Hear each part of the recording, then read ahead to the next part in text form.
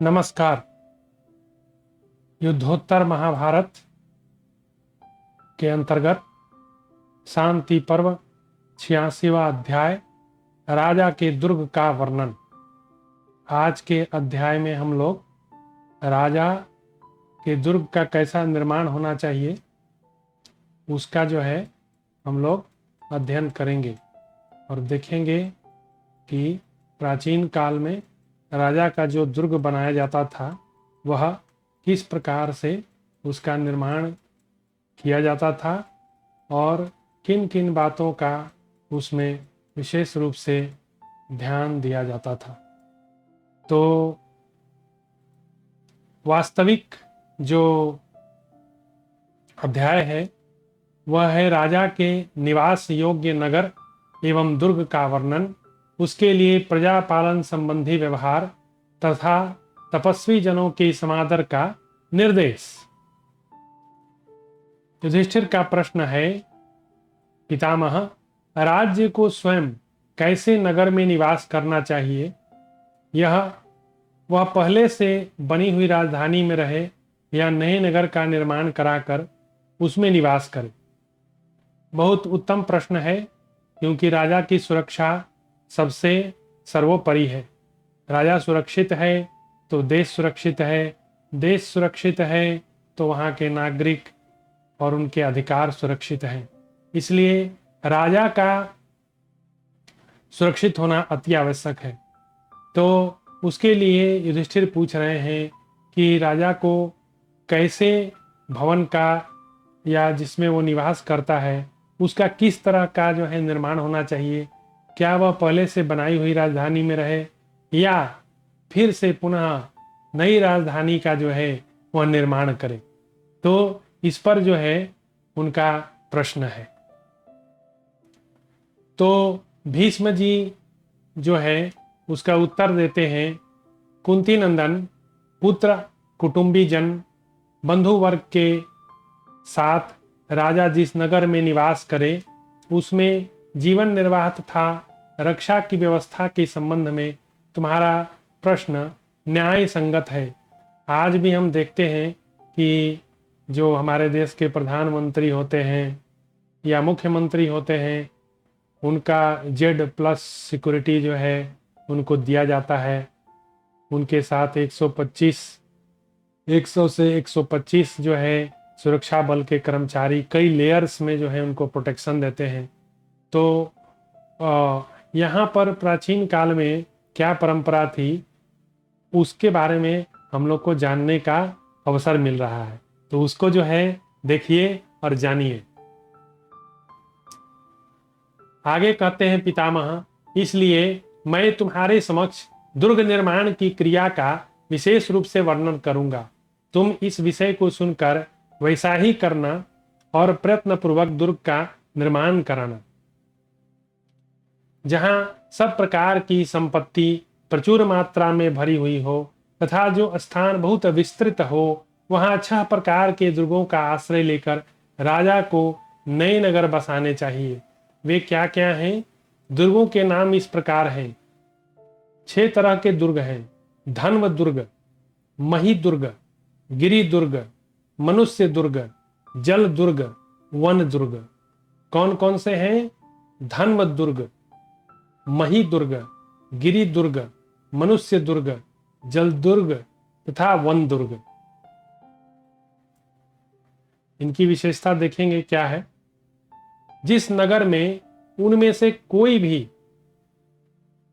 न कोई दुर्ग हो, जहां अन्न और अस्त्र शस्त्रों की अधिकता हो, जिसके चारों ओर मजबूत चारदीवारी, गहरी एवं चौड़ी खाई बनी हो, जहां हाथी घोड़े रथों की बहुतायत हो, जहां विद्वान कारीगर बसे हो, जिस नगर में आवश्यक वस्तुओं के संग्रह से भरे हुए भंडार हो, जहां धार्मिक तथा कार्यकुशल मनुष्यों का निवास हो, जो बलवान मनुष्य हाथी घोड़ों से संपन्न हो, चौराहे तथा बाजार जिसकी शोभा बढ़ा रहे हो, जहां का न्याय विचार एवं न्यायालय सुप्रसिद्ध हो, जो सब प्रकार से शांतिपूर्ण हो, जहां कहीं से कोई भय या उपद्रव न हो, जिसमें रोशनी का अच्छा प्रबंध हो, संगीत और वाद्यों की ध्वनि होती हो, जहाँ का प्रत्येक घर सुंदर और सुप्रशस्त हो, जिसमें बड़े बड़े सूरवीर और धनाढ्य लोग निवास करते हों,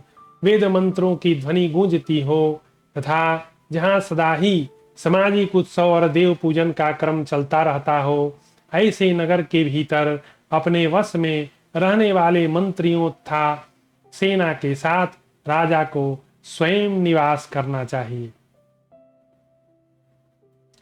आगे कहते हैं राजा को चाहिए कि वह उस नगर में कोष, सेना, मित्रों की संख्या, व्यवहार को बढ़ावे, नगर तथा बाहर के ग्रामों में सभी प्रकार के दोषों को दूर करे, अन्न भंडार तथा अस्त्र शस्त्रों के संग्रहालय को प्रयत्न पूर्वक बढ़ावे, सब प्रकार की वस्तुओं के संग्रहालयों की भी वृद्धि करे, यंत्रों तथा अस्त्र शस्त्रों के कारखानों की उन्नति करे।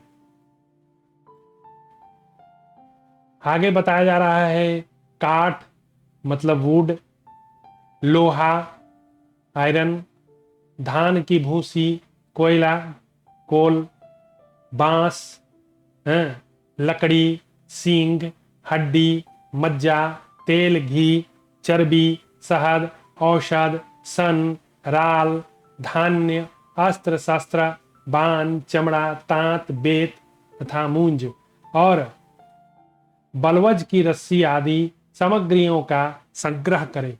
मतलब इन सबों का संग्रह करें और इन सबों का व्यापार करें। उसमें देखिए कोयला, हम लोग का कोल इंडिया है, लोहा स्टील अथॉरिटी ऑफ इंडिया है, टाटा स्टील, JSW स्टील है, वुड में भी बहुत सारी कंपनियां हैं। उसके बाद FMCG है, तेल, घी, शहद, औषध, फिर मेडिसिनल वैल्यू वाले औषध हैं जैसे फार्मा कंपनीज हो गई। तो इस तरह से जो है उसका संग्रह करें। तो बांस से मुझे याद आया जब 2004 से 14 के बीच में जब कांग्रेस की सरकार थी, तो चाइना के व्यापार के विकास के लिए मनमोहन सरकार ने, कांग्रेसियों ने क्या किया, एक बहुत बड़ा अपराध किया। उन्होंने बांस को जो है पेड़ की कैटेगरी में डाल दिया और उस बांस को पेड़ में कैटेगरी में डाल के उसके बाद चाइना से बांस का बना हुआ प्रोडक्ट जो है इंडिया में इंपोर्ट होने लगा। अब कोई बांस काट नहीं सकता था क्योंकि वृक्ष जो है उसको काट नहीं सकते हैं, तो बांस को जो है वृक्ष की कैटेगरी में डाल दिया। और बांस जैसा निकृष्ट चीज, जिसको हम लोग अपने यहाँ बोलचाल की भाषा में कहते भी हैं, आदमी है कि बांस है, बांस जैसा थेथर है। तो बांस बड़ा थेथर चीज है, कहीं पे भी वो जो है उग जाता है, जिस भूमि में उगता है उसको बंजर कर देता है, वहां आसपास में कोई चीज उग नहीं सकता है। मुझे पता है मेरे गांव में एक बहुत बड़ा बांस का कोठी था, उसके बगल में एक बहुत विशाल जो है आम का वृक्ष था, उससे बहुत अच्छे अच्छे जो है आम के फल प्राप्त होते थे। लेकिन मेरे ही होश में बता रहा हूँ कि वो आम का वृक्ष जो है धीरे धीरे बहुत उसमें कम फल लगने लगा, क्योंकि उसी बांस की कोठी के पास में था, और धीरे धीरे धीरे धीरे करके वो पूरा पेड़ जो है सूख गया। बांस क्या करता है, उसका जड़ बहुत दूर तक फैलता है, जितना भी पोषक तत्व होता है भूमि में उसको पूरा वो खींच लेता है। तो बांस जैसा निकृष्ट चीज को भी कांग्रेसी लोग पेड़ के कैटेगरी में डाल के और चाइना से बांस के बने हुए प्रोडक्ट को इंपोर्ट करने लगा, ताकि उससे चाइना की विकास हो, वृद्धि हो। मतलब इतना सारा अन्याय किया गया है पास्ट में जिसका कोई जवाब नहीं। मोदी जी ने क्या किया, वो बांस को पेड़ की कैटेगरी से निकाल के उसको घास की कैटेगरी में डाल दिया, और घास तो बनैला चीज है, उसको सब लोग काटते हैं। तो फिर से जो है हमारे देश में धड़ल्ले से जो है बांस काटा जाने लगा, उसका प्रोडक्ट बनने लगा, और चाइना से सब इंपोर्ट बंद हो गया। तो ये सब चीज जो है समझना है। आगे कहते हैं जलाशय, कुएं, बावड़ी, प्रचुर जलराशि से भरे बड़े बड़े तालाब, दूध वाले वृक्ष, इन सब की राजा को सदा रक्षा करनी चाहिए। अब दूध वाले वृक्ष भी होते हैं, तो हम लोग के यहाँ जो है एक एकवन का पेड़ होता है जो हम लोग भगवान शंकर पे चढ़ाते हैं। उसमें बड़ा सुंदर सुंदर फूल लगता है, बड़ा जहरीला पौधा है, उसमें दूध होता है। बोला जाता है उसका दूध यदि आंख में पड़ जाएगा तो आपका आंख का रोशनी चला जाएगा, इतना खतरनाक चीज है। उसको एकवन हम लोग बोलते हैं। आचार्य ऋत्विज पुरोहित महान धनुर्धरों था, घर बनाने वालों का, वर्ष फल बताने वाले औषधियों का और वैद्यों का यत्न पूर्वक सत्कार करें। हैं, उनका सत्कार करना जरूरी है। विद्वान, बुद्धिमान, जितेंद्रिय, कार्यकुशल, सूर, बहुज्ञ, कुलीन तथा साहस और धैर्य से संपन्न पुरुष को यथा योग्य समस्त कर्मों में लगावे। राजा को चाहिए कि धार्मिक पुरुषों का सत्कार करे और पापियों को दंड दे। वह सभी वर्णों को प्रयत्नपूर्वक अपने कर्मों में लगावे। गुप्तचरों द्वारा नगर तथा छोटे ग्रामों के बाहरी और भीतरी समाचारों को अच्छी तरह जानकर फिर उसके अनुसार कार्य करे। गुप्तचरों से मिलने, गुप्त सलाह करने, खजाने की जांच पड़ताल करने, विशेषतः अपराधियों को दंड देने का कार्य राजा स्वयं करे, क्योंकि इन्हीं पर सारा राज्य प्रतिष्ठित होता है। गुप्तचर जो है वे सारी खुफिया बातें बताते हैं, देश में क्या क्या हो रहा है। सलाहकार जो है जो गुप्त सलाह देते हैं राजा को, वो बहुत काम की चीज होती है। खजाने का जांच पड़ताल, इसी पर जो है इकोनॉमी, अर्थव्यवस्था जो है आधारित है।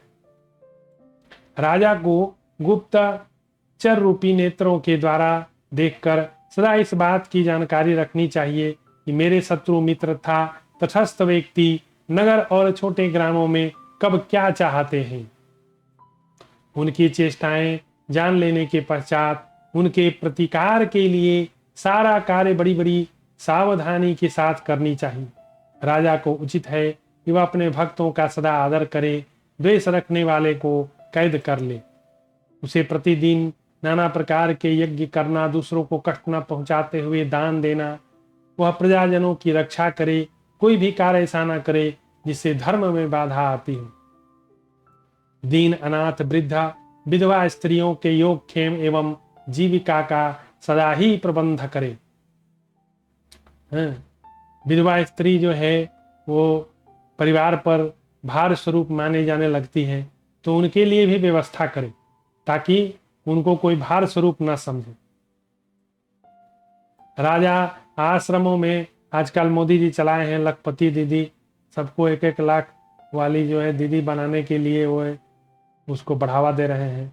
तो इस तरह से स्त्रियों को भी रोजगार देने से देश की अर्थव्यवस्था में विकास होगा। राजा आश्रम में था समय वस्त्र, बर्तन, भोजन आदि सामग्री सदा ही भेजा करे हैं।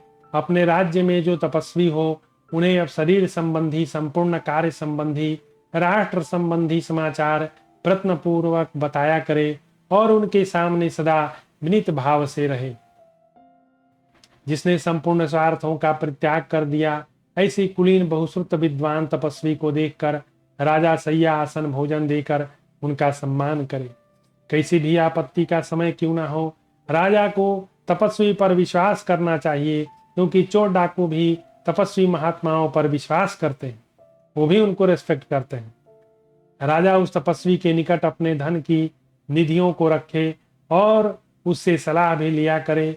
बार बार उनके पास आना जाना, उनका संग ना करे, इस बात का ख्याल रखे तथा उसका अधिक सम्मान भी ना करे। लोगों पर इस बात को प्रकट ना होने दे। राजा अपने राज्य में, दूसरों के राज्य में, जंगलों में तथा अपने अधीर राजाओं के नगरों में भी एक एक भिन्न भिन्न तपस्वी को अपना सुहृद बना। उन सब को सत्कार और सम्मान के साथ आवश्यक वस्तुएं प्रदान करे। जैसे अपने राज्य के तपस्वी का आदर करे, वैसे ही दूसरे राज्यों तथा जंगल में रहने वाले तापसों का भी सम्मान करना चाहिए। ये उत्तम व्रत का पालन करने वाले तपस्वी शरणार्थी राजा को किसी भी अवस्था में इच्छा अनुसार शरण दे सकते हैं। युधिष्ठिर, तुम्हारे प्रश्न के अनुसार स्वयं को राजा जैसे नगर में निवास करना चाहिए, उसका लक्षण मैंने संक्षेप में बताया। अब जो हमने दुर्ग की बात बताई थी उसको संक्षेप में समझ लीजिए। एक होता है धन्व दुर्ग, उसको मरुदुर्ग भी बोलते हैं। जिसके चारों ओर बालू का घेरा हो उस किले को धन्व दुर्ग कहते हैं। मतलब दुर्ग बना के उसके चारों तरफ जो है रेतीला भूमि हो उसको बोलते हैं धन्व दुर्ग। दूसरा है समतल जमीन के अंदर बना हुआ किला ताखाना, उसको मही दुर्ग कहते हैं। मही मतलब धरती, धरती के अंदर बना हुआ दुर्ग। तीसरा है पर्वत शिखर पर बना हुआ किला जो चारों ओर से उत्तुंग वर्णमालाओं से घिरा हुआ हो, गिरि दुर्ग कहलाता है। गिरि मतलब पहाड़, पहाड़ के ऊपर। तो इजी है याद रखना, धन्व दुर्ग बालू के चारों तरफ उसके बालू हो, फिर मही दुर्ग पृथ्वी के अंदर हो, गिरि दुर्ग पहाड़ों पर हो। हाँ, फौजी किले का नाम मनुष्य दुर्ग है। और पांचवा है जिसके चारों ओर जल का स्रोत हो, जल दुर्ग, जल से बना हो। Very simple. जो स्थान कटवासी आदि के घने जंगल से घिरा हुआ हो उसे वन दुर्ग कहते हैं। जिसमें बहुत सारे कांटे वाले पेड़ हो उसको वन दुर्ग कहेंगे। तो धन्व दुर्ग, गिरि दुर्ग, मही दुर्ग, मनुष्य दुर्ग, जल दुर्ग, वन दुर्ग, ये 6 प्रकार के दुर्ग होते हैं। तो ये चैप्टर यहाँ समाप्त हुआ। फिर अगले चैप्टर में हम लोग राष्ट्र की रक्षा तथा वृद्धि के उपाय को जानेंगे। धन्यवाद।